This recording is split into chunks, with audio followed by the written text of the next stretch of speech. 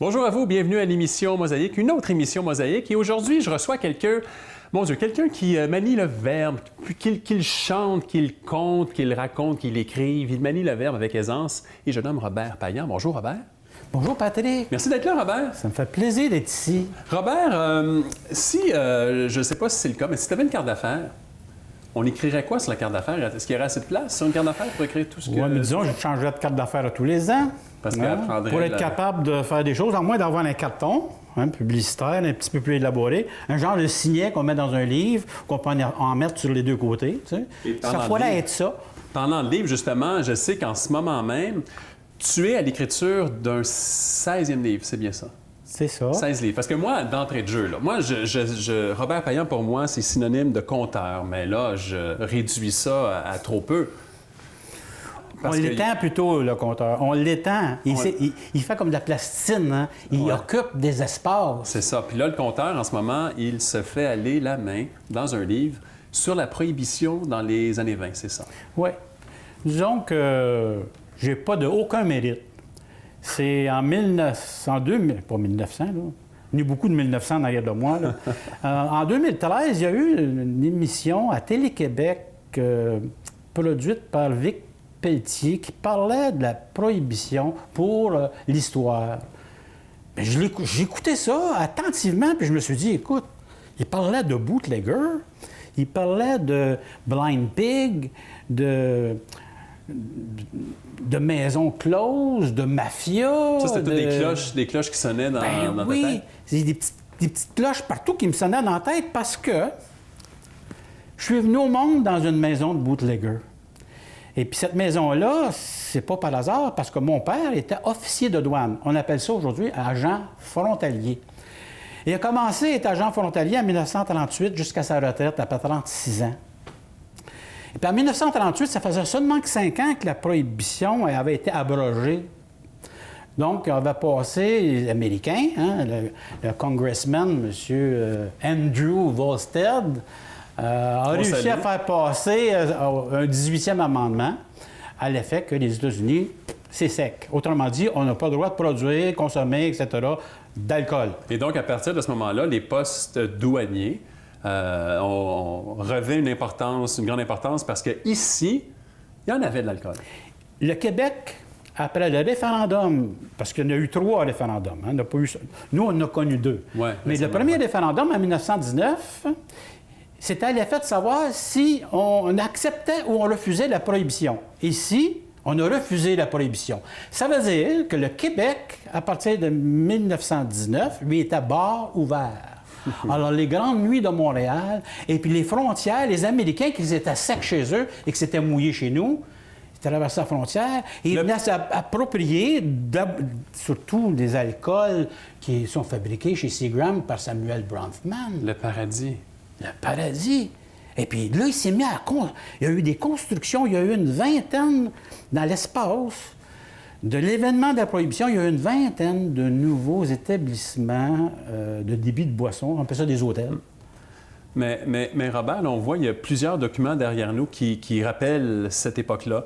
Un sujet comme celui-là, là, on l'aborde comment? Est-ce qu'on l'aborde en tant qu'auteur pour dire, j'ai envie d'écrire un livre dessus? Est-ce qu'on l'aborde en tant que conteur, je vais raconter une histoire? Ou en tant que musicien même, on pourrait faire de la musique dessus? Ou en tant que conférencier, parce que je sais que tu donnes des conférences?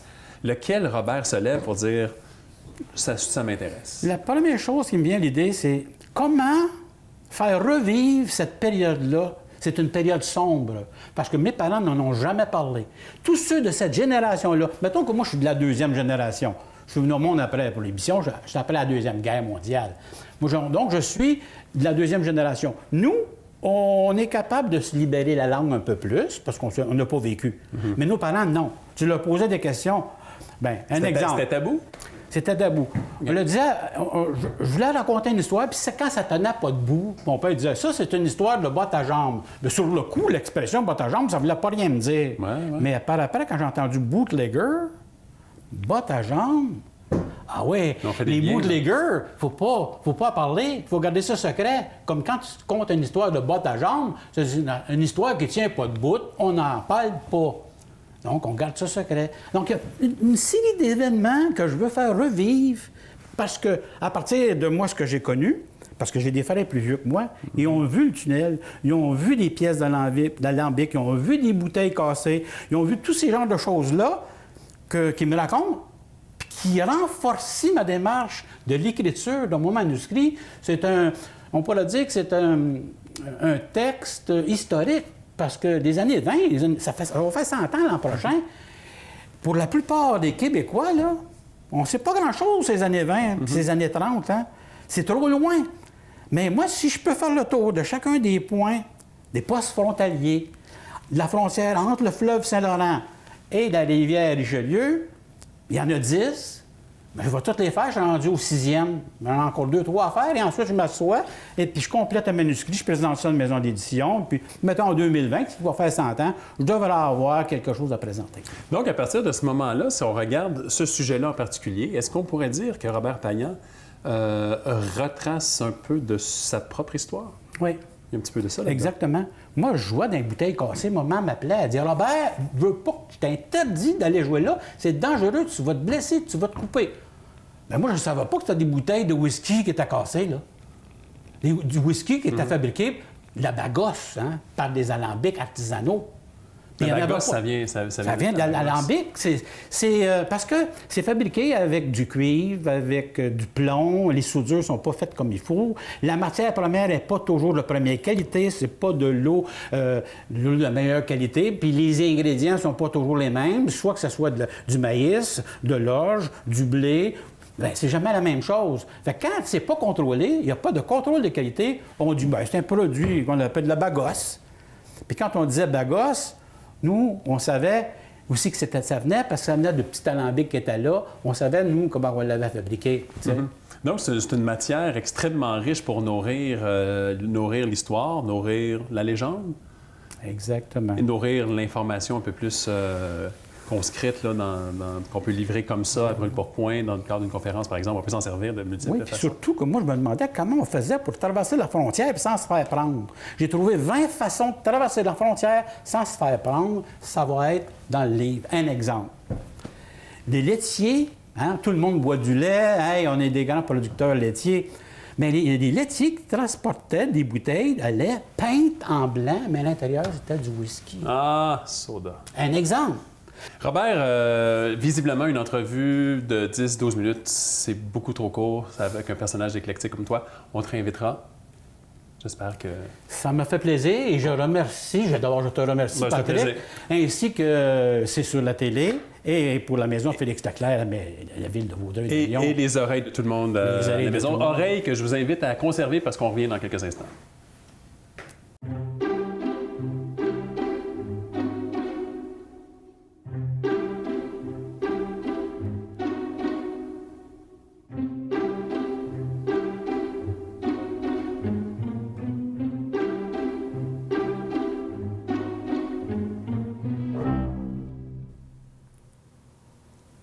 De retour à l'émission Mosaïque où je suis en compagnie de Chantal Séguin. Bonjour Chantal. Bonjour Patrick.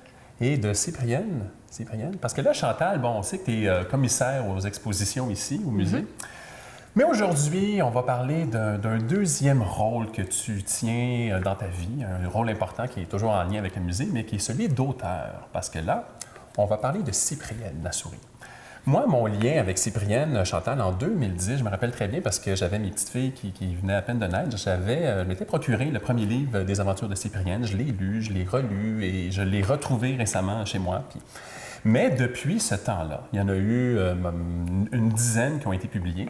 Mais si on retourne en 2010, à l'époque où a été créée la première aventure de Cyprienne, comment c'est arrivé dans ta vie, ça, la petite marionnette Cyprienne? En fait, l'écriture est arrivée, c'était une volonté de rentrer dans les familles, parce que la souris était déjà dans les écoles. On transmettait l'information aux commissions scolaires, aux directions, aux enseignants via la souris. Le personnage Cyprienne existait déjà? La souris existait, sans savoir que c'était Cyprienne. OK, le nom n'était pas encore là. Le nom n'était pas là. Okay. Et puis là, on se disait, bien, il faudrait profiter justement du fait que la souris, elle est connue par les jeunes, pour faire rentrer la souris dans les familles. Un peu la volonté du musée d'aller à l'extérieur. Exactement. et de transmettre aussi des pans d'histoire aux jeunes. Parce qu'on sait que tranquillement, on perd les traditions, les coutumes et tout ça. Donc, on s'est dit, bien, avec des aventures, des petites histoires illustrées, bien, on peut rentrer dans les familles et on peut transmettre l'information. Il y avait un programme à l'époque qui était subvention par la MRC Desjardins. Donc, on avait envoyé une demande qui a été acceptée. Et la première aventure bien, a vu le jour justement grâce à cette subvention-là. Est-ce que l'idée était là, justement? Est-ce que tu avais déjà en tête l'idée de l'histoire? Est-ce que c'était déjà en germation ou c'est arrivé? Écoute, ça, c'est tellement drôle parce que l'histoire est arrivée d'un coup, une nuit. Ah, ouais. Puis là, je me disais, bien, c'est parce que j'ai eu de l'aide de quelqu'un qui voulait qu'il se passe quelque chose avec les jeunes, avec le musée.